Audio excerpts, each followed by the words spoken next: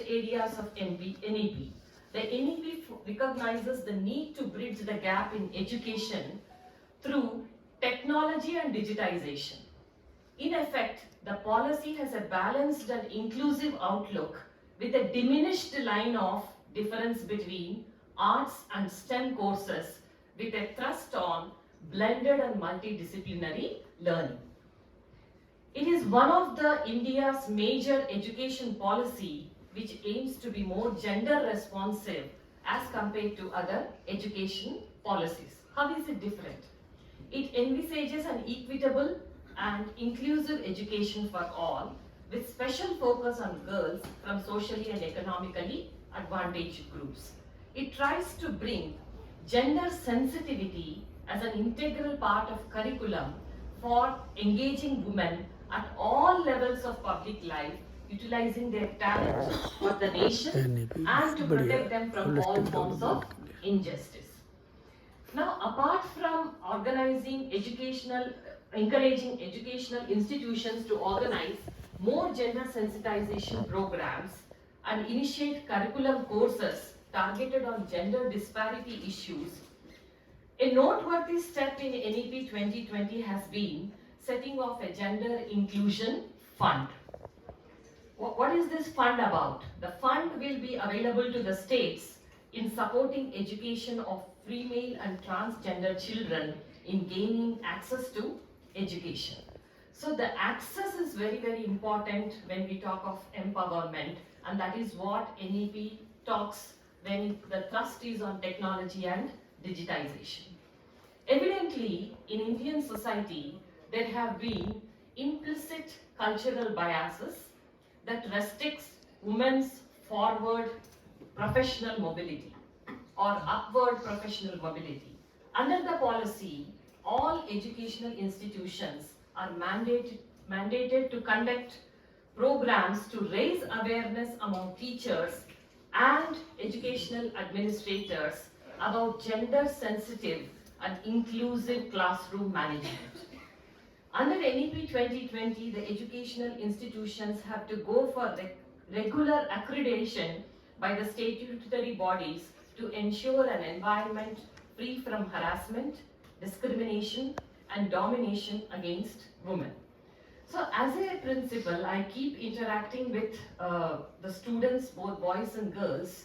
So we did face many such issues of discrimination in the college, and when the students interacted with some of our teachers, and we do have a very prominent women development cell in the college, and we organized many gender sensitization workshops both for faculty and the students. See, what I mean to say is certain things are ingrained into our mind and heart that it is hard to bust some myths. So maybe we don't speak, unintentionally it comes out of our interaction, either in a classroom. So the students felt offended the way the teacher was using some language. So that prompted us to organize many gender sensitization workshops for all the departments. For 20 departments, we successfully organized the Women Development Cell of the college. And the workshops were received very well. So what I need to say is that sensitization is a very, very important part of the entire discourse on women when we talk about gender balance. But how to sensitize, madam? And the other notable steps include the in the NEP, multiple entry and exit options under the 4-year undergraduate program curriculum framework. Why I mention this is, statistics show that many girls are unable to complete their education for various reasons. So this option will enable students to possess some form of degree even if they do not complete the honors course, and it will then give them some leeway or some opportunities to find jobs and be economically independent, which is very important for a woman to be empowered. Another important focus area in the policy is early exposure to vocational skills and digital learning systems for students, which can have a positive effect in manifold ways. The emphasis is on creating active mentorship, which is very essential, which I emphasized in the beginning also. Active mentorship environment at institutions help to create a culture of support for students to identify factors hindering their academic growth. The value-added courses introduced aim at instilling value systems and inclusive approach among the students. So the transition from curriculum to society, it's not just curriculum. How we translate the spirit of the curriculum to society is very crucial to usher meaningful changes for society at large. Now the question is how important it is to ensure gender parity in top leadership roles. Gender parity in top leadership roles in higher education institutions will facilitate effective implementation of the intent of NEP. One of the most significant propositions made in the policy is to enhance the number of women in leadership positions of the institutions, including vice chancellors, chairpersons, directors, principals, provosts, etc. So the dais is quite evident of that. This helps to deal with the issues concerning women based on the principle of equality. Professor Pandit referred to the Global Gender Gap Index 2022.